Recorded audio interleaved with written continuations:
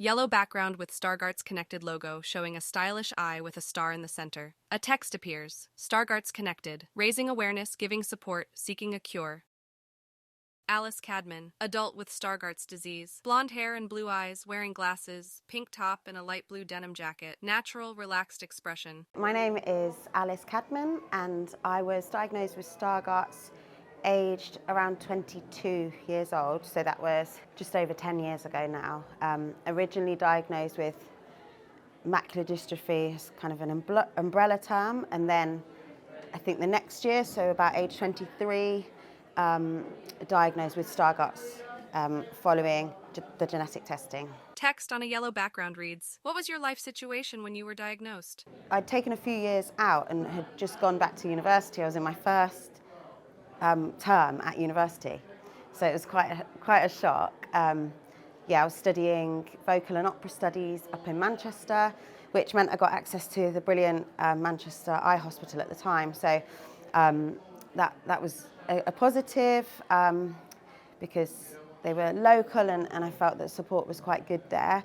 I found university to be, or music college where I was studying, to be a good environment in many ways to have that diagnosis, because there were some levels of support, but it was also a difficult environment because it was maybe different to being in school where there might be more structures in place to help somebody. So I certainly had to fight for it a lot more. And I was just really fortunate that there was a lady whose role was to support students with maybe difficulties, disabilities, and any kind of having any struggles with their studies. And it turned out she actually had a macular eye condition.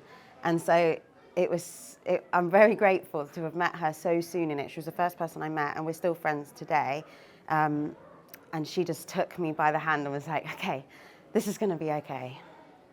Text on a yellow background reads, "How did you feel when you were first diagnosed, and how did that impact you and your friends and family?" I think maybe I was in denial for quite a number of years, really. I took it on board. I was like, okay, right, well, this is the new thing. And like I said, I had this lady to support me. I had a few other kind of areas of support. I think I didn't realise kind of the seriousness of it, maybe, and I was quite young, and I think I was just like, okay, well, and I think that's taken maybe a number of years to sink in and be like, oh wow, like this is seriously affecting my life. At the time, the things that I really struggled with were stopping driving. So I'd driven since I was like 18, 17. So stopping driving was a big thing because I just kind of got my freedom in the car and all of these things. And that obviously has a huge impact on someone. I was lucky to have a great group of friends around me and family.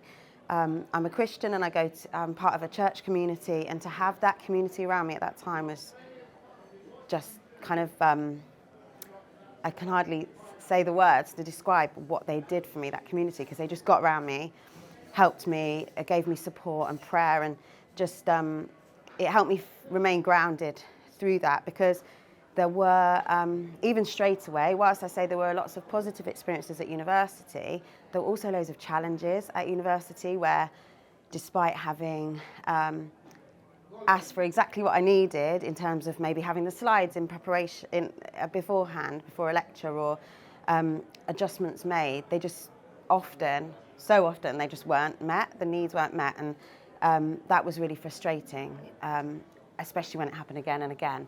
And so, there were some kind of real challenges and real things that kept me going. I think for friends and family, I think it was kind of confusing, because I think it's quite hard to explain what it is that you're going through, and it's certainly hard to explain what you can see, and I think even harder for somebody to understand that. So I think that was a real challenge. I wasn't living at home. It was a couple of hours away from my parents, so I think it was probably quite challenging for them to kind of deal with it and help from a distance. I did have one of my brothers really close by. We were studying together, and I think it was great that he was there and he could kind of advocate for me in a way, but probably it was a bit scary for him as well, seeing your sister deal with that. So. Text on a yellow background reads, 10 years on, what changed? How are you dealing now? What are the challenges and the joys? Okay, so I will start with the joys, because there have been lots of positives that have come out of having Stargarts, which I never thought I would say 10 years ago, is meeting this community at Stargarts Connected. Originally, when I first kind of connected with Bhavna, it was I think just a networking kind of community, but that is exactly what I needed at that time, because the first thing I did when I was diagnosed was I just spent hours Googling people, because social media, blogs, and I just wanted to soak up anything that was kind of positive to do with Stargarts, and that was I wanted to see what a person's life was like, the hard stuff and the good stuff, and how they'd overcome it.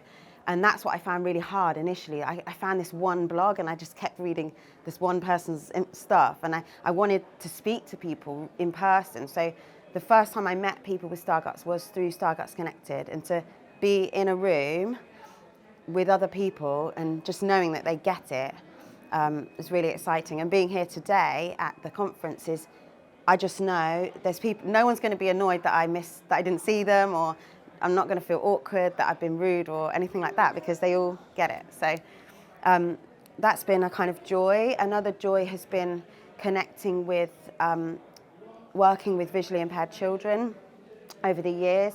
It's not something I'm doing currently, but I work in music education, and over the years I've been able to connect with charities like the Amber Trust, who provide lessons to visually impaired children. And so that's something that I just would have never gone down. I wouldn't have known about it necessarily before. So that's been a real joy. And helping others is definitely a real joy. When parents come along, especially at Stargarts Connected staff, and parents whose children have been diagnosed, and I think we can have some really positive conversations, and they can see that you can have a fulfilling life with Stargarts.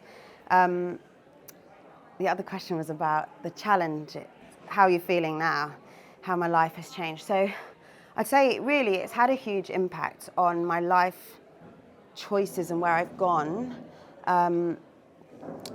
It definitely means I have to advocate for myself a lot, and I've learnt to do that over the years, and that can be really draining at times. So there's been times where I'm absolutely on fire, and I'm like, right, fighting for this, fighting for that, whether it's access to work support or PIP or all the different things, and speaking to charities. But there's been times where that's actually just too draining, because you're just trying to live life and earn an income, and I'm raising a young child and all of those things. And so there's been real challenges, especially over the last couple of years, of having to now navigate being a new mum and having Stargarts. But yeah, I'd say I'm stronger because of having Stargarts, definitely, as a person. And I'm determined to keep being strong, and also to keep having support. So only recently I just went back and got some support, some counselling support through Moorfields Eye Hospital, and that's something I would really recommend people do. Try and reach out for support, and it's never too late to do that. Text on a yellow background reads, what can we put in place to help and support other people? I think the social side and the networking side of Stargarts Connected is really something special. I know certainly through lockdown, with all the Zoom things, that was something that really kept me going, and lots of others. But I think having a chance to just talk, because sometimes you just need to hear someone else's story and kind of recognise yourself in that a little bit.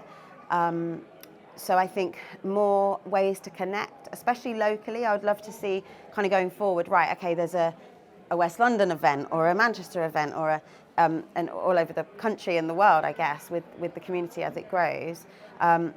Parents group, that would be amazing to actually, I don't know many other parents who have sight loss or Stargarts specifically, so that would be great. I think opportunities to meet people, for me, that would be really helpful.